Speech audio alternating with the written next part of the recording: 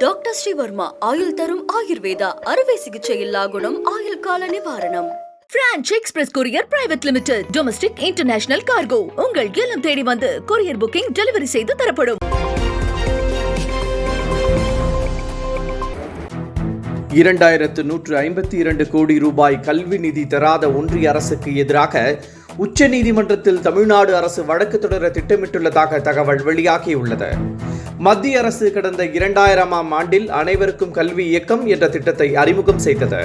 கடந்த 5 ஆண்டுகளுக்கு முன்பாக அனைவருக்கும் கல்வி இயக்கம் மற்றும் RMSA 2 திட்டத்தை ஒன்றாக இணைத்து சமக்ரா ரிக்ஷா, அதாவது ஒருங்கிணைந்த பள்ளி கல்வி என பெயர் மாற்றப்பட்டது. இந்த திட்டத்தின் கீழ் தமிழகத்திற்கு 2152 கோடி ரூபாய் வரவேண்டியுள்ளது. இந்த நிலையில் மத்திய கல்வித்துறை அமைச்சர் தர்மேந்திர பிரதான் PMC திட்டத்தில் கையெழுத்திட்டால் மட்டுமே நிதி வழங்கப்படும் என தெரிவித்தார். இது பெரும் சர்ச்சையை உருவாக்கியது. தமிழகத்தில் கண்டன குரல்கள் எழுந்தன. இந்த நிலையில் தமிழக அரசு பள்ளி கல்வித்துறைக்கு மத்திய அரசு ஒதுக்க வேண்டிய நிதியை வழங்க கோரி நீதிமன்றத்தை நாடுவது என முடிவு செய்துள்ளது. 2152 கோடி ரூபாய் கல்வி நிதி தராத மத்திய அரசுக்கு எதிராக உச்சநீதிமன்றத்தில் தமிழ்நாடு அரசு வழக்கு தொடர திட்டமிட்டுள்ளதாக தகவல் தெரிவிக்கப்பட்டுள்ளது. சட்ட நிபுணர்களிடமிருந்து அரசு பெற்ற கருத்துக்களும் வழக்கு தொடர சாதகமாக இருப்பதாக தமிழக அரசு தரப்பில் தெரிவிக்கப்பட்டுள்ளது. சட்ட மேதை டாக்டர் அம்பேத்கரின் பிறந்த நாள் நாளை கொண்டாடப்படுகிறது. இதனையொட்டி பல்வேறு நிகழ்ச்சிகளுக்கு ஏற்பாடு செய்யப்பட்டுள்ளது. சென்னை MC ராஜா கல்லூரி மாணவர் விடுதி வளாகத்தில் புதிதாக கட்டப்பட்டுள்ள கட்டிடத்தை முதலமைச்சர் மு க ஸ்டாலின் திறந்து வைக்கிறார். சென்னை ராஜா அண்ணாமலைபுரத்தில் உள்ள டாக்டர் அம்பேத்கர் மணிமண்டபத்தில் அம்பேத்கரின் சிலைக்கு முதலமைச்சர் மாலை அணிவித்து மரியாதை செலுத்த உள்ளார். இதனையடுத்து முதலமைச்சர் தலைமையில் சமத்துவ நாள் உறுதியேற்பு நிகழ்ச்சி நடைபெற உள்ளது. சென்னை மற்றும் நாகையில் மீன்களின் விலை கடுமையாக உயர்ந்துள்ளது. 1 கிலோ 600 ரூபாயிலிருந்து 800 ரூபாய் வரை அதிகரித்துள்ளது. வஞ்சிரம் கிலோ 1000 ரூபாய்க்கு மேல் விற்கப்பட்டது. 300 ரூபாய்க்கு விற்கப்பட்ட சங்கரா 600 ரூபாய்க்கு விற்பனையானது. இன்று நள்ளிரவு முதல் மீன்பிடி தடைக்காலம் அமலுக்கு வரும் நிலையில் மீன்களின் விலை கடுமையாக உயர்ந்துள்ளது. வரும் நாட்களில் மேலும் அதிகரிக்கும் என தெரிவிக்கப்பட்டுள்ளது. ஆழ்கடல் மீன்பிடி தடைக்காலம் இன்று நள்ளிரவில் இருந்து அமலுக்கு வருகிறது.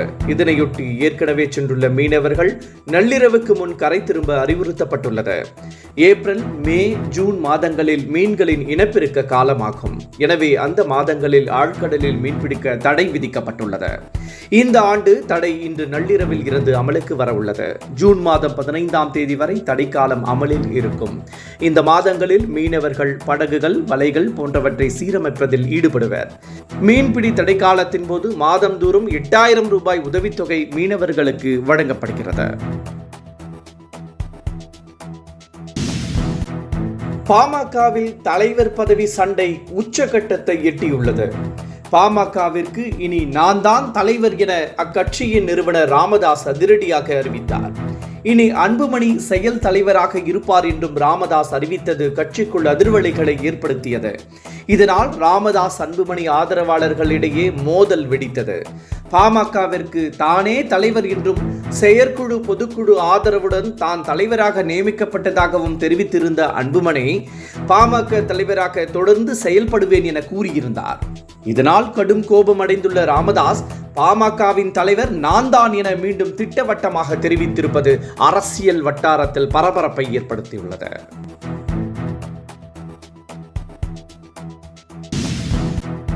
மதிமுகவிலும் நிர்வாகிகள் மோதல் வெடித்துள்ளது.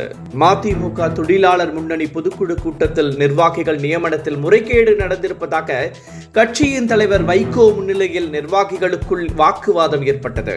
இதனால் துரை வைகோ பாதியிலேயே வெளியேறினார். அவரை சமாதானப்படுத்தும் முயற்சி தோல்வியடைந்தது. ஒருபுறம் பாமகவிலும் மறுபுறம் மதிமுகவிலும் மோதல் வெடித்திருப்பது அரசியல் வட்டாரத்தில் சலசலப்பை ஏற்படுத்தியுள்ளது.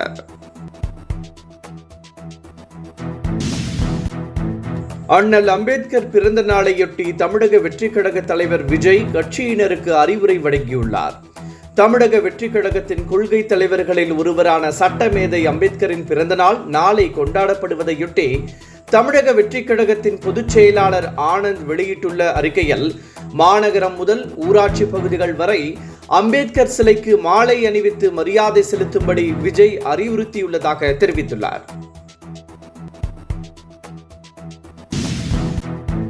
கட்ட பஞ்சாயத்திற்காக கோவையில் பதுங்கியிருக்கும் வரிச்சூர் செல்வத்தை சுட்டுப்பிடியுங்கள் என கோவை ஆணையர் சரவணசுந்தர் உத்தரவிட்டுள்ளார். இந்த நிலையில் மதுரையில் செய்தியாளர்களிடம் பேசிய வரிச்சூர் செல்வம் கோவைக்கு சென்று 13 ஆண்டுகள் ஆகிவிட்டதாக கூறியுள்ளார். போலீஸ் கட்டுப்பாட்டில்தான் தான் இருப்பதாகவும் எங்கு சென்றாலும் போலீசுக்கு தகவல் தெரிவிப்பதாகவும் தெரிவித்துள்ளார். எனினும் கட்ட பஞ்சாயத்தில் ஈடுபட்டுள்ள வரிச்சூர் செல்வத்தை சுட்டுப்பிடிக்க உத்தரவிட்டுள்ளதாக காவல் ஆணையர் சரவணசுந்தர் தெரிவித்துள்ளார்.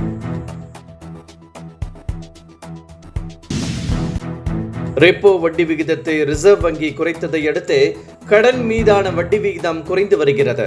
இந்த நிலையில் நாட்டின் மிகப்பெரிய பொதுத்துறை வங்கியான SBI வைப்பு திட்டத்தின் மீதான வட்டியை 15ஆம் தேதி முதல் 1.10 புள்ளிகள் குறைத்துள்ளது.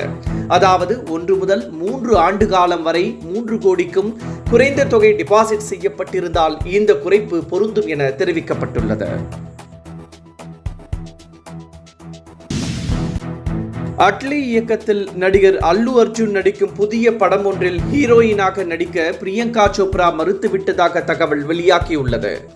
மகேஷ் பாபு ராஜமௌலி படத்தில் கிரீஷ் 4 படத்திலும் நடிக்க டேட் கொடுத்து விட்டதால் அவருக்கு நோ சொல்லிவிட்டதாக தகவல் வெளியாகியுள்ளது.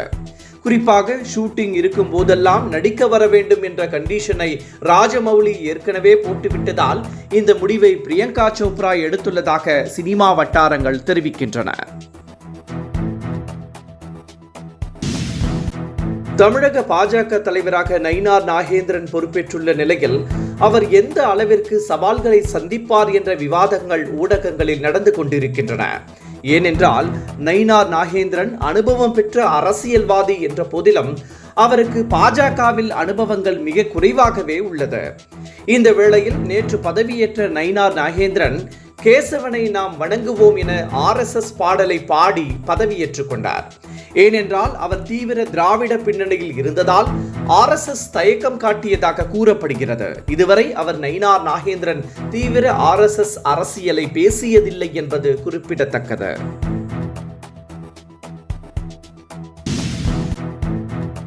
நாளை சித்திரை 1 தமிழ் புத்தாண்டு விமர்சையாக கொண்டாடப்படுகிறது. இதனையொட்டி ஆலயங்களில் சிறப்பு வழிபாட்டிற்கு ஏற்பாடுகள் செய்யப்பட்டுள்ளன. வீடுகளிலும் மக்கள் படையலிட்டு வழிபட தயாராகி வருகின்றனர். வேப்பம்பூ வெல்லம் சேர்த்து சமைத்து அறுசுவை படையலிட்டு மக்கள் தமிழ் புத்தாண்டை கொண்டாடுவர். நாளை சித்திரை தமிழ் புத்தாண்டு கொண்டாட உள்ள நிலையில் பூக்களின் விலை கடுமையாக உயர்ந்துள்ளது. தமிழகத்தில் உள்ள முக்கிய சந்தையான தோவாளை, திண்டுக்கல், நிலக்கோட்டை ஆகியவற்றின் சந்தைகளில் பூக்களின் விலை இன்று உச்சத்தை தொட்டுள்ளது. தோவாளை சந்தையில் நேற்று 1500 ரூபாய்க்கு விற்பனையான பிச்சிப்பூ இன்று 2000 ரூபாய்க்கு விற்கப்படுகிறது.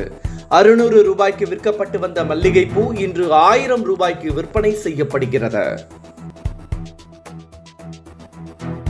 டாக்டர் ஸ்ரீவர்மா ஆயுள் தரும் ஆயுர்வேதா அறுவை சிகிச்சை இல்லா குணம் ஆயுள் கால நிவாரணம். Branch express courier private limited domestic international cargo உங்கள் இல்லம் தேடி வந்து கொரியர் புக்கிங் டெலிவரி செய்து தரப்படும். என்றும் உங்களுடன் மை இந்தியா. முக்கிய செய்திகளை உடனுக்குடன் தெரிந்து கொள்ள சப்ஸ்கிரைப் பண்ணுங்க, பெல் பட்டனை பிரஸ் பண்ணுங்க. என்றும் உங்களுடன் மை இந்தியா.